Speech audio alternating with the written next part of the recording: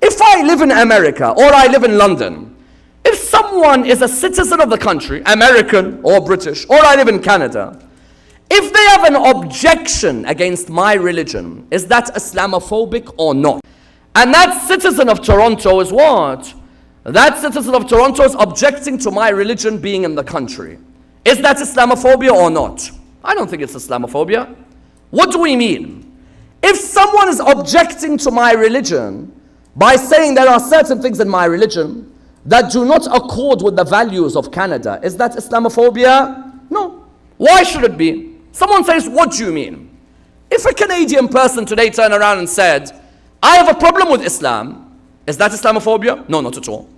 If they say that I have a problem with Islam because of the following reasons, bring out your reasons, let's discuss the reasons, yes. Which reasons, for example? Someone says that I object to the religion of Islam, that's not an Islamophobic comment.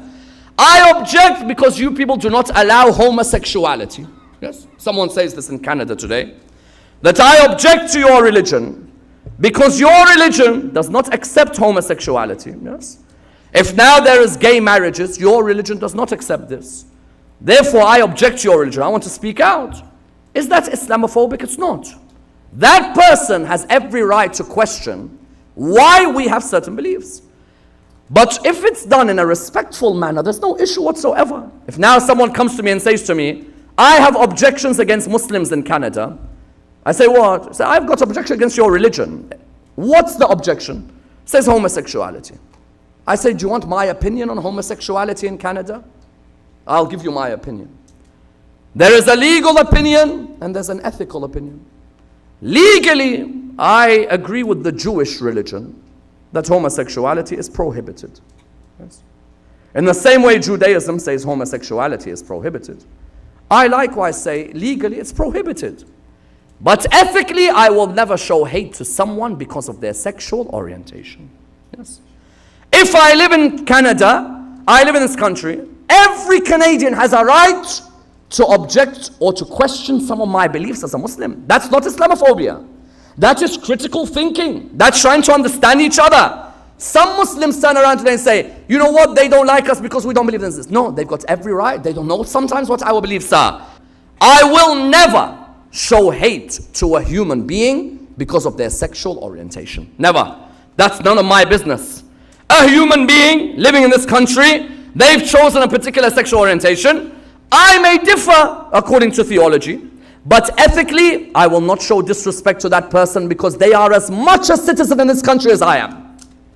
And they have every right to practice in this country what the country endorses. That's number one. Someone turns around and says, I have another objection against your religion in this country. That's not Islamophobia. That's okay. Don't worry.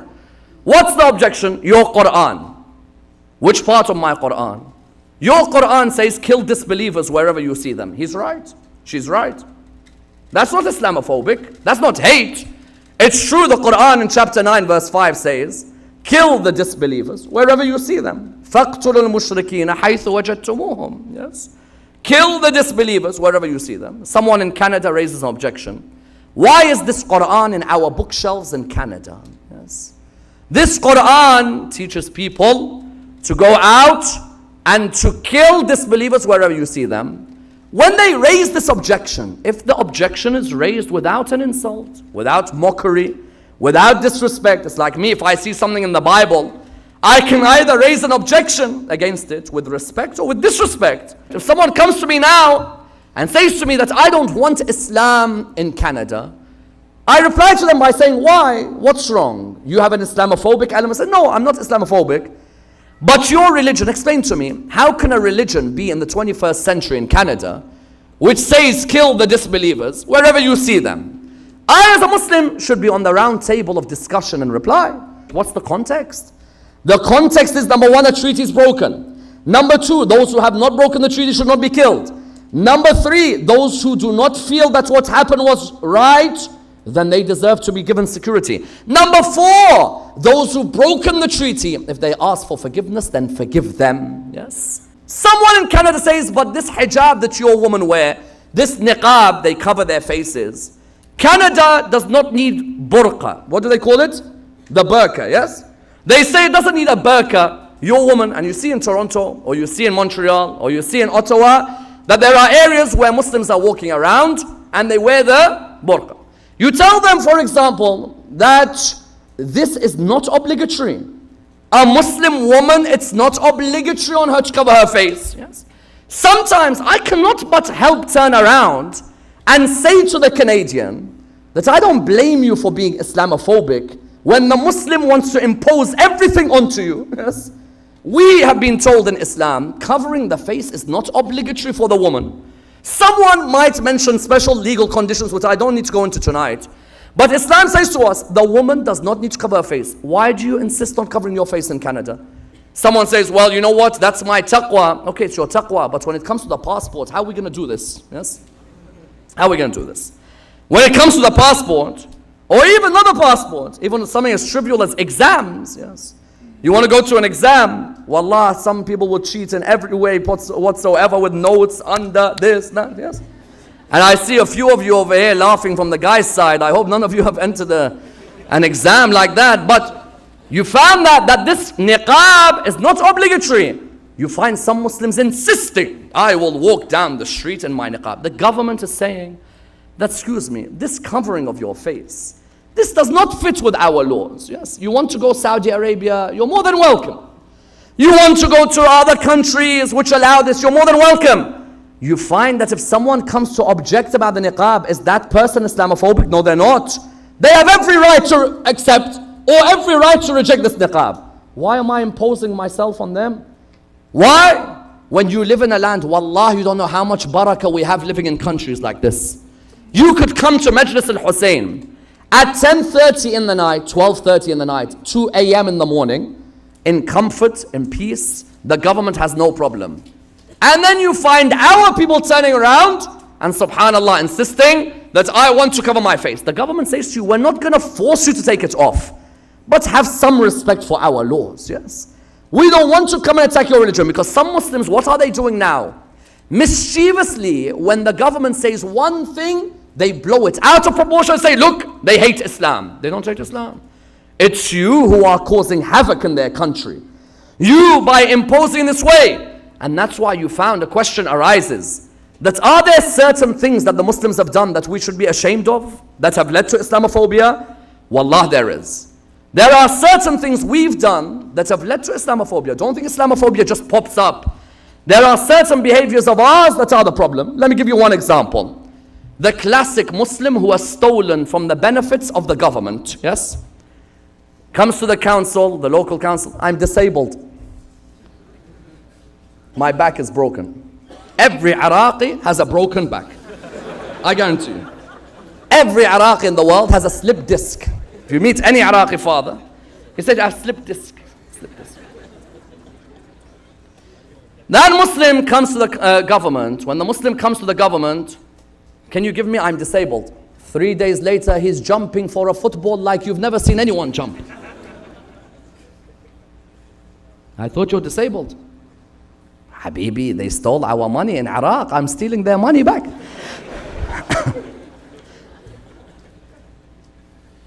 Sorry, since when did you represent my religion? Who are you? Remind me of your name so I remember what position you held in this religion. Some people you found, what do? From the government says, if you are disabled, truthfully, we'll give you a certain allowance. Wallah, this is the government of Amir al-Mu'mineen in these countries. In these countries, is the government of Amir al-Mu'mineen. And someone can take me to task for that. You can take me wherever you want. Amir al-Mu'mineen would be proud of countries like this. Yes. Why? Because someone who's disabled, wallah, in Iraq and in Middle East, we see someone who's disabled, we use them as a tool to laugh at in the wedding. There was a dwarf. Honestly, there was a dwarf in Najaf. Every wedding they used to throw him on the table to dance. In this country, when they see someone and they see that that person is what? They see that that person is disabled. They say to you, look, there's a certain allowance. That person, thank you for the disabled. He takes it. 5 days later, swimming laps. 6 days later, throwing the hoop. 10 days later, running around for the bus when he misses. Why are you lying? Do you know what happens when the non-Muslim sees what you do to the image of Islam? That person has hate. That person says, I welcome these people to my country. Then you've got the second category of person. What does he do? The second category of person comes to you and says, can I have an allowance? Why? I have no job. So I need job seekers allowance. Yes. Give me job seekers allowance. He owns 15 supermarkets. How many? 15. But I have no job. Why you have no job? You know, it's hard to go out and work. So that supermarket, that supermarket, that supermarket. In Britain, they found 6 of the 10 who scammed the most from the welfare checks of the government, their names were Islamic names. You had your Muhammads, you had your Ja'fars, you had your Uthmans, you had your this, your that. Imagine, you named after Ja'far as-Sadiq, you behave like this. You're named after the Holy Prophet, you behave like this. You found that firstly, you've got the issue of us stealing from the welfare checks. Secondly, in Britain, what do you have? You also have, secondly, in Britain, the issue recently of sex gangs. Yes. They pick up young girls from poor places in Britain, English white girls, and they sell them off for sex gangs. They prostitute the girls, white girls. Later, when the British found this out, the British were in uproar.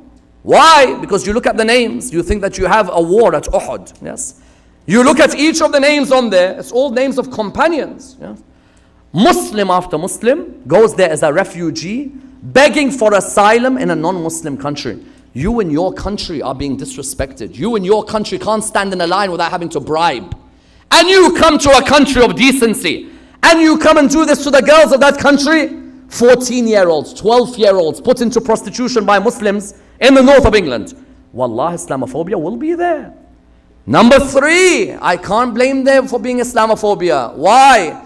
Because sometimes you look at those who claim to represent Islam and they're the most disgusting Muslims you'll ever find. Yes? You look at these Wahhabi Salafis that we have. Yes? Wahhabi Salafi in their mosques in the West, he's getting money from the government, living in a government house, preaching that the government is shaitan. Why don't you go into your cave? Go to your cave. Who took you out of the cave? Or go to your Saudi, which you love so much. Go and live there. Especially the non-Saudi Wahhabi. Let's see how the Saudi looks after you. In the Middle Eastern countries like Saudi Arabia and others, you have to beg to become a citizen. And they'll never give it to you. Bahrain only recently started giving citizenship because the demographic was to be played with. Otherwise, where? Saudi Arabia is going to give you citizenship. Wallah, you can dream. Emirates, Dubai will give you, for example, they'll give you citizenship. They don't even look at you as a human being if you're of a different color. Kuwait will give you citizenship. If you're not born after a certain year, you have no chance whatsoever. And they don't mind calling you someone without citizenship. You find that these Wahhabis and Salafis have destroyed the image of our name. Sometimes I don't disagree that those who make Islamophobic comments in politics, I don't disagree that many of them are what? Many of them generalize, and that hurts us. I know that many of them have a problem with Wahhabism and Salafism, but I have the same problem as you have, yes? The same problem that you have with Wahhabism and Salafism, I have. The same people who are being killed by the Wahhabi Salafi bomb blasts, we are people who are being killed by Wahhabi and Salafi bomb blasts. But to generalize all was not fair. However, is it just the fault of the Muslims? No. Islamophobia also, as I said, sometimes the media outlets are also the cause of Islamophobia. Why? When you come to a discussion on Islam, you find who comes to represent Islam. I once said it in a discussion before. I said when you look at who represents Islam on some of these media outlets, all of them look like from the cast of Pirates of the Caribbean. Wallah al-Azim.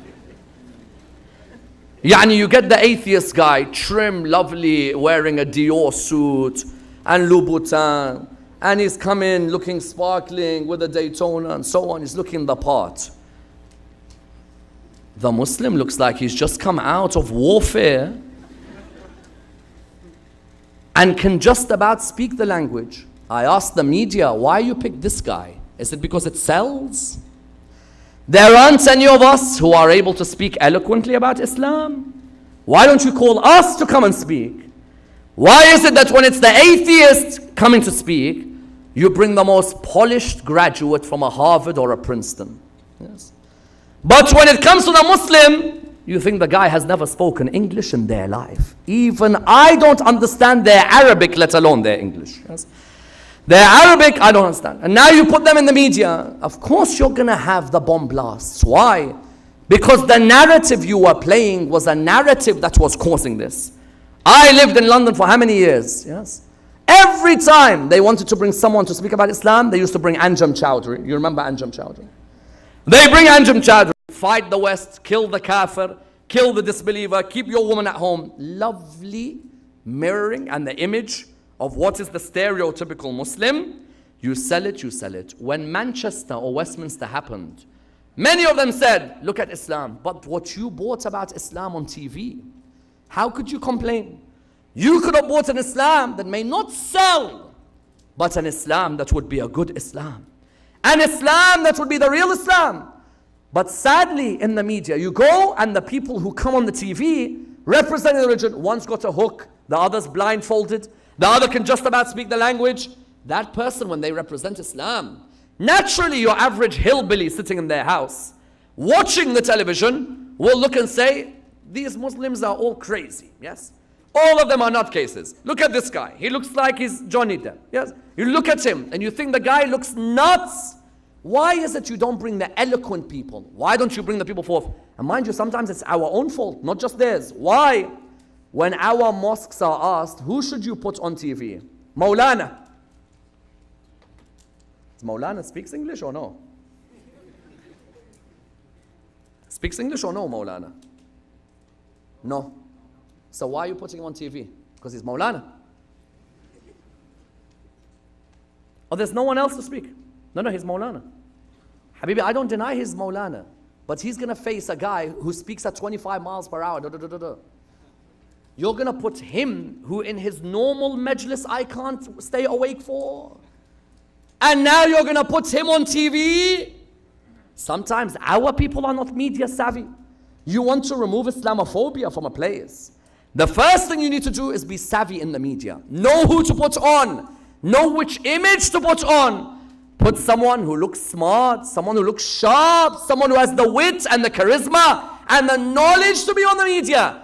Instead, when they phone our mosque, Salaam alaikum, can we have someone? Yes, we'll send Maulana. Poor Maulana himself just about learned how to speak English for his passport examination. And now you want to put him on the television. And wallah, if you go to the media now, go on YouTube, see some of the ones who have represented Islam, you'll find that the guy can just about speak the language, they put him forth. Question arose, the Holy Prophet, when that Islamophobia began to hurt him, what were the lessons he gave us that we should instill today? The first one, get involved in politics. That's the only way you'll remove Islamophobia, yes? All of you here have a responsibility to be involved in politics. This country has representatives who are Muslims, representatives who are Sikh, representatives who are Hindus, representatives of all backgrounds. This country does not discriminate. Enough, wallah, we've produced 1 billion doctors. How many more are we going to produce? Yes, doctors we produce, dentists we produce, accountants we produce, finance we produce. Now is the time for people in politics. Run for mayor, run for Congress. The Holy Prophet never once in his life did he turn around and say, don't enter politics. On the contrary,